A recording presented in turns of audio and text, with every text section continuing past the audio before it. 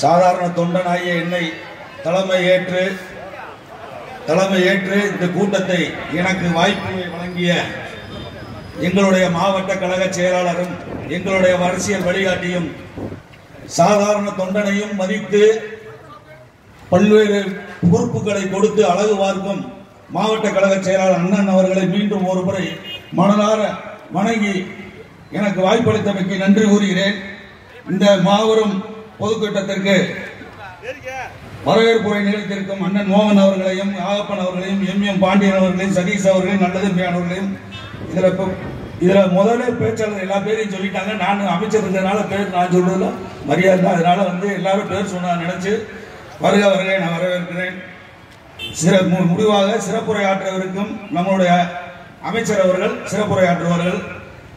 இந்த அண்ணா பொதுக்கூட்டத்திற்கு இன்னைக்கு வத்தலக்குண்டனுடைய அரசியல் சூழ்நிலையை ஒரு சில வரிகளில் சொல்லி முடிக்கிறேன். நம்மளுடைய அனைத்து இந்திய அண்ணா திராவிட முன்னேற்ற கழக ஆட்சியில் இருந்தப்ப அரசு மருத்துவமனை எம்புட்டு சீரு சிறப்புமா நம்ம நடத்திக்கிட்டு இருந்தோம்.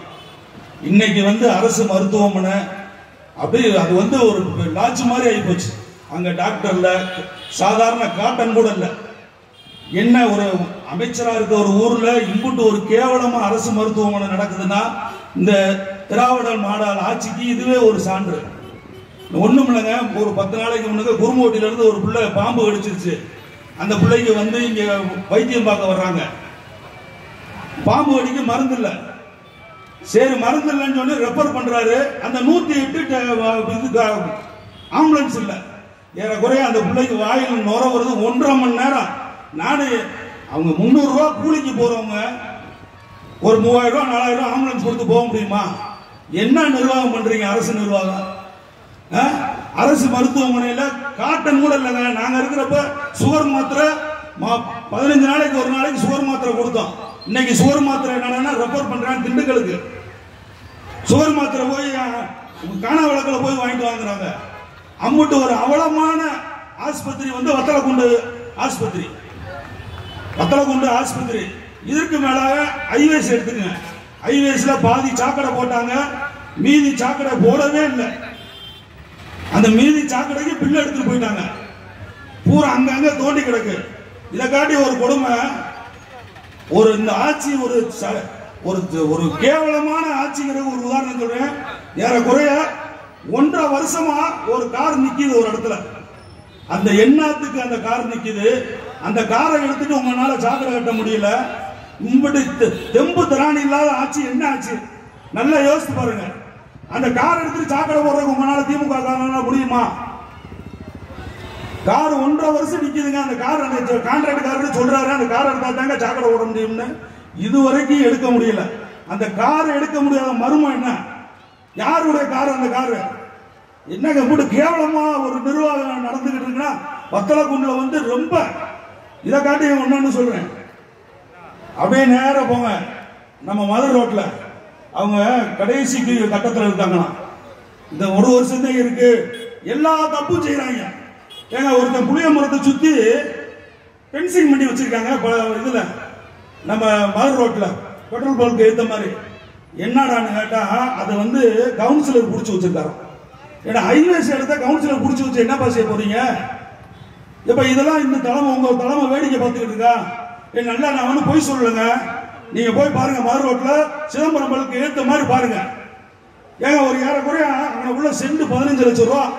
ஒரு 5 send Dindigul road Chidambaram bulk ஏத்த மாதிரி 5 சென்ட் ஹைவேஸ் எடுத்த நடுவுல புளிய மரம் இருக்கு. புளிய மரத்தை சுத்தி பென்சிங் கட்டி வச்சிருக்கேன் ஒரு கவுன்சிலர். அறிவு இருக்கா இல்லையா? இது யாருடைய இடம்? இது கவர்மெண்ட் இடம். அதுக்கு பக்கத்துல அருணாச்சலபுரம் போறோம். அதுல ஒரு விஐபி செட்டு போட்டாரு. அது பஞ்சாயத்து போடணும். இப்படி போறோம்னு சொல்லி என்னென்னமோ தப்பா பண்ணிக்கிட்டு இருக்காங்க. இந்த தப்புக்கெல்லாம் ஒரு முற்றுப்புள்ளி வைக்கணும். நம்ம ஒன்னொரு இதுக்கு அடுத்து ஒன்னொன்று இருக்கு.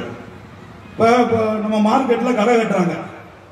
நியாயமா அந்த கடையை இடிச்சு ஏறக்குறைய நம்ம சின்ன பிள்ளையில இருந்து அந்த கடை வச்சிருக்காங்க. எல்லா சமத்துவ சேர்ந்தவங்களும் அந்த கடை வச்சிருக்காங்க. அந்த கடையை பூரா கவுன்சிலருக்கு ஆளுக்கு 2 கடையா. ஒரு கடைக்கு 7 லட்சம் ரூபா. ஏப்பா கடை வச்சவன் பொழப்பு என்ன ஆகுறது? அவனுக்கு 30 வருஷம் அவனுடைய வாழ்வாதாரம் என்ன ஆகுறது? இதெல்லாம் வந்து உங்க தலைமை வேடிக்கை பார்க்குதா? கேட்க வேணாமா? ஒரு அளவு இல்லையா? ஊரை வந்து ஒரு 30 வருஷமா காய்கறி கடை வச்சிருக்கான். அவன் வாழ்வாதாரம், அவன் பொழைக்கிறவன் கடையை இப்போ இடிச்சு போட்டு ஒரு கடை 7 லட்சம் ரூபாயில இருந்து 10 லட்சம் ரூபா பேரம் பேசிக்கிட்டு இருக்கான் ஒவ்வொரு கவுன்சிலரும். இது வந்து பொய்க்கு சொல்லல, உண்மையா சம்பவம். தயவு செய்து நீங்க பழைய ஆளுக்கு நியாயமா வந்து அவங்களோட வாழ்வாதாரம் பாதிக்கும். ஏறக்குறைய 30 குடும்பம், அந்த 30 குடும்பத்துக்கு கடையை கொடுத்துருங்க. கடையை கொடுக்கலன்னு நீங்க வேற எதனாச்சும் தப்பா பண்ணீங்கன்னா அதிமுக சார்பில் நாங்க கோர்ட்ல வழக்கு தொடுப்போம். அது எந்த சமரசமும் உங்கள்கிட்ட கிடையாது. ஒரு 30 குடும்பத்தை நடு ரோட்ல நிப்பாட்டி போட்டு ஒரு கடைக்கு 7 லட்சம் ரூபா 10 லட்சம் ரூபா வாங்குறீங்க. இது எந்த விதத்துல நியாயம்? இதுதான் திராவிட மாடலா? திராவிட மாடல் வச்சு ஓனாகரத்தை போய் பாருங்க. ஓனாகரத்துல ஒரு நாளைக்கு 100 வண்டி டிம்பர் மண்ணை அள்ளிக்கிட்டே இருக்கான். இந்த புதுப்பட்டியில இருந்து வந்திருக்கவங்களுக்கு பூரா தெரியும். அது மண் யார் அல்றா? ஒருத்தர் கேட்டா திண்டுக்கல்காரங்கிறாரு, ஒருத்தர் சின்னாலவட்டிங்கிறாரு, ஒருத்தர் விழுப்புட்டுக்காரங்கிறாரு. இந்த உண்மையிலே இந்த மண் யார் அல்றா? இந்த தாசில்தார் வந்து மாவட்ட செயலாளரா இல்ல ஒன்றிய செயலாளரான்னு தெரியல. அந்த தாசில்தார்கிட்ட நான் நேரடியாவே போய் சொன்னேன், என்ன சார் இப்படி மண் அள்ளிக்கிட்டு இருக்காங்க, அதுக்கு என்ன சார் வரும்னா, இந்த வந்து பாக்குறேன் நீங்க போங்கன்னாரு. 15 நாள் போனே எடுக்கல. இப்படி வந்து வத்தல குண்டுடைய கனிம வளத்தை ஒரு பக்கம் கொள்ளையடிக்கிறீங்க. கடைசி பீரியட் கவுன்சிலர்லாம் ஒவ்வொரு இடத்தை பிடிக்கிறீங்க. இதை காட்டி ஒரு கொடுமை. போன தீர்மானத்துல அஜெண்டால வருது தீர்மானம் நம்பர் 4. அதுல வந்து பெத்தானி தெருவில் இருக்க இடம், அருணாச்சலபுரத்தில் இருக்க இடம், புதுப்பட்டியில் இருக்க இடம், ஏறக்குறைய 13 இடம் பேரூராட்சிக்கு சொந்தமான 13 இடம். 13 இடத்தை பட்டா கொடுக்கிறதுக்கு ஒரு தீர்மானம் கொண்டு வர்றீங்க. அந்த பட்டா யாருக்கு கொடுக்குறீங்க? உண்மையான ஏழை கொடுக்குறீங்களா? அது நம்ம ஊரு நகராட்சியா மாற போகுது. அதுக்கு நம்மளுக்கு பயன்பாட்டிற்கு இடம் இல்லை. இந்த இடத்தை உங்களை பட்டா கொடுக்கிறதுக்கு தீர்மானம் போடுறதுக்கு அதிகாரம் என்ன இருக்கு? பேரூராட்சி வந்து ரொம்ப மோசங்க. அதாவது நம்ம பார்த்த பேரூராட்சியில இப்படி ஒரு கேவலம். எங்க பேரூராட்சியில ஒரு 3 துப்புரவு பணியாளர் புதுசா எடுத்தாங்க.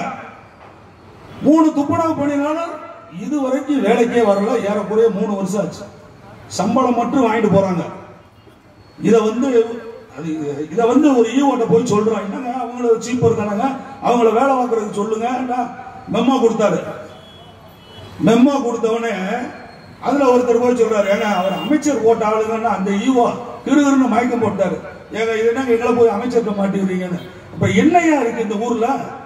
ஒரு சீப்பருக்கு பயப்படுற ஒரே பேரூராட்சி நிர்வாகம் வந்து வத்தலகுண்டு பேரூராட்சி தான். எங்கிட்டு பார்த்தாலும் பட்டா போட்டு கொடுத்துக்கிட்டு இருக்க. ஒரு பக்கம் இந்த பட்டா போடுறத பத்தி ஒரு கவுன்சிலர் கூப்பிட்டு கேட்கிறேன், அப்படி ஒரு தீர்மானம் வந்திருக்கான்னு என்கிட்ட கேட்கிறேன். அப்ப எம்பிட்டு ஒரு லட்சணத்துல அந்த கவுன்சிலர் இருக்காங்க. 18 கவுன்சிலர் இருக்கீங்க. யாருனாச்சும் ஒரு ஆள்னாச்சும் பொது நலத்தை சிந்திச்சிருக்கீங்களா?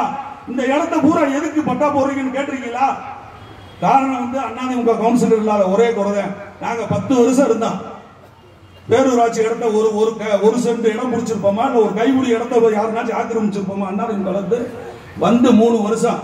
இந்த இடம் பூரா விலை மதிக்க முடியாத இடம். இதை வந்து அந்த காலத்துல இருந்து ஒரு அப்ரூவல் கொடுத்தவங்களுக்கு அந்த பூங்காவுக்கு ஒதுக்கின இடம், பாத்ரூமுக்கு ஒதுக்கின இடம். இந்த இடத்த இன்னைக்கு இந்த பேரூராட்சி நிர்வாகம் வந்து பட்டா போட்டு கொடுக்கறதுக்கு தீர்மானம் போடுது.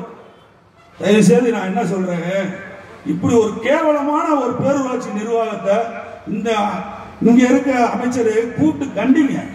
ரொம்ப தறிகட்டு போய்கிட்டு இருக்கு. இது விளையாட்டுக்காக சொல்ல. அதாவது இந்த வத்தலகுண்டுடைய இடங்கள்லாம் வந்து அப்படி அப்படியே போயிடும். இதையும் வேடிக்கை பார்க்குறீங்க. ஒரு பேரூராட்சியில வந்து சீப்பர் கூட்டுறவனுக்கு மெம்மோ கொடுத்தா அமைச்சர் போட்டாலும் அதை தொடாதீங்கிறாரு ஈவோ. என்னையா குடும்பம் இது? பேரூராட்சி நிர்வாகம் நடக்குதா? என்ன நடக்குது? எது நாங்கெல்லாம் பேரூராட்சியில் இருக்கப்ப எல்லாமே ஒரு ட்ரிப் அமைச்சர் ஒரு சின்ன தப்பு பேரூராட்சியில கூப்பிட்டு இணைய மாடி கட்சியை நீக்கி முடிவுப்பாங்கிறாரு.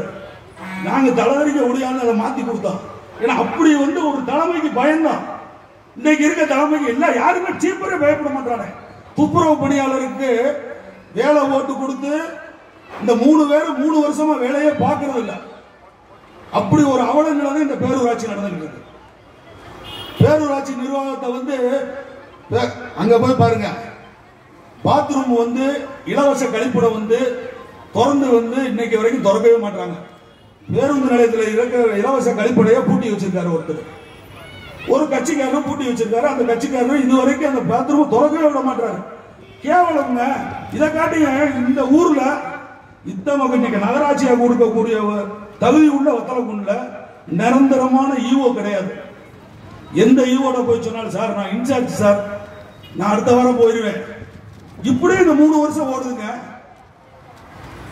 எம்பிட்டு ஒரு ஒவ்வொரு இதுவும் பேரூராட்சி நிர்வாகத்தை பத்தி சொல்லிக்கிட்டே போனா அமைச்சர் இருக்கிறதுனால நான் அதிகமா பேசக்கூடாதுன்னு நினைக்கிறேன். ஏன்னா அது வந்து ஒரு இதா இருக்கு. அதனால வந்து பேரூராட்சி நிர்வாகத்தை தயவு செய்து சரி பண்ணுங்க. கடைக்காரங்களுக்கு கடையை கொடுங்க. ஏலம் விடவே இல்லை இது வரைக்கும். ஒரு வருஷத்துக்கு வந்து 1.5 கோடி ரூபாய் நாங்க வருமானம் கொடுத்தோம். இந்த 1.5 கோடி ரூபாய் வருஷத்துக்கு நாங்க வந்து பேரூராட்சி ஏலம் விட்டு எடுத்தோம். இன்னைக்கு பேரூராட்சியில 3 வருஷமா ஏலமே விடல. ஏறக்குறைய 4.5 கோடி ரூபாய் பேரூராட்சிக்கு இழப்பு. இது யாருக்கு இந்த காசு போகுது? ஒரு கூடைக்கு வந்து நாங்க இதுல இருக்கிறப்ப போர்டுல இருக்கிறப்ப ஒரு கூடைக்கு வந்து காய்கறி கூடைக்கு 10 ரூபா வாங்கணும். இன்னைக்கு ஒரு காய்கறி கூடைக்கு 100 ரூபா வாங்குறாங்க. அனைத்து தரப்பட்ட மக்களும் பாதிச்சுட்டு இருக்காங்க வத்தலக்குண்டுல. வத்தலக்குண்டுல அதிமுக பீரியட்ல அதிமுக ஆட்சியில நலத்திட்டம் வாங்காதவங்க ஒருத்தவங்க கூட கிடையாது. இன்னைக்கு வந்து திமுக ஆட்சியில பாதிக்கப்படாதவங்க வத்தலக்குண்டுல ஒருத்தவங்களை சொல்லுங்க. எல்லா தரப்பு மக்களும் பாதிக்கிறாங்க. எங்க பார்த்தாலும் ஒரு அப்ரூவல் வாங்க முடியல, எதுவுமே கேட்கவே முடியல. ஒரு பெர்மனன்ட் ஈவோ இருந்தாலும் கேட்க முடியும். இப்படி வந்து வத்தலக்குண்டு வந்து இந்த பட்டா போடுறத தயவு செய்து நிப்பாட்டிட்டு கவர்மெண்ட் சொத்தை கை வைக்காதீங்க. அடுத்த ஆட்சி உறுதியா மாறும். எங்க ஆட்சி வந்த பிறகு கட்டாயம் அந்த இடத்த பூரா நாங்க வந்து மக்களுக்கு திருப்பி சேர்த்துருவோம். நீங்க பட்டா போடுறத இந்த ஈவோட்ட இன்னைக்கு சொல்றேன். நீ இன்சார்ஜா இருந்தாலும் சரி, நிரந்தரமா இருந்தாலும் சரி, நாளைக்கு வந்து பதில் சொல்லக்கூடிய இடம் நிர்வாக அதிகாரி நீதான். இந்த நிர்வாக அதிகாரி அவங்க தீர்மானம் போட்டு கொடுக்குறாங்கன்னு சொல்லி நீங்க 16 இடம் பட்டா போடுறதுக்கு ஏற்பாடு பண்ணியிருக்காங்க. இந்த இடத்த பட்டா போட்டு கொடுக்காதீங்க தயவு செய்து. இதுல வந்து வத்தலக்குண்டுல ஒரு பெரிய பாலிடிக்ஸ் ஓடுது. தலைவர் வந்து தெற்கு தெரு, அதிகாரம் வந்து வடக்கு தெரு. ஐயோ சொல்றாரு, ஏங்க நான் என்னங்க செய்வேன்? அவர் தெற்கு தெருக்காரர் இருக்காருங்க, வடக்கு தெருக்காரர் செய்ய வேணாங்கிறாருங்க. இது என்னங்க லாட்சிக்கு? ஏங்க இது பொதுமக்களுக்கு செய்ய வேண்டிய வேலைங்க. இதுல கூட உங்க பாலிடிக்ஸை வந்து செய்யாதீங்க தயவுசெய்து. அந்த பேரூராட்சியை கூப்பிட்டு கண்டிச்சு அந்த பட்டா போடுறதெல்லாம் ரத்து பண்ண சொல்லுங்க. கடைக்காரங்களுக்கு கடையை கொடுக்க சொல்லுங்க. நிறைய குளறுபாடு நடந்துகிட்டு இருக்கு. இந்த குளறுபாடெல்லாம் சரி செய்யாட்டா அமைச்சர்கிட்ட கேட்டு வத்தலக்குண்டு பேரூராட்சியை கண்டிச்சு மாபெரும் போராட்டம் பேரூராட்சியில நடத்த தயாராகிட்டான். அமைச்சர்கிட்ட அடுத்து வந்து நாங்க கேட்கறது வத்தலக்குண்டு பேரூராட்சியை கண்டிச்சு ஆர்ப்பாட்டம் நடத்தணும். அம்புட்டு ஒரு நிர்வாக சீர்கேடு. இந்த நிர்வாக சீர்கேட்டை சரி செய்யணும்னா நம்மளுடைய எடப்பாடியார் ஆட்சி மலர்ந்தாத்தான், எடப்பாடியார் ஆட்சி வந்தாருன்னா அமைச்சரானாத்தான் இதை பூரா சரி செய்ய முடியும். எனக்கு வாய்ப்பு கொடுத்தமைக்கு நன்றி கூறி விடைபெறுகிறேன். நன்றி.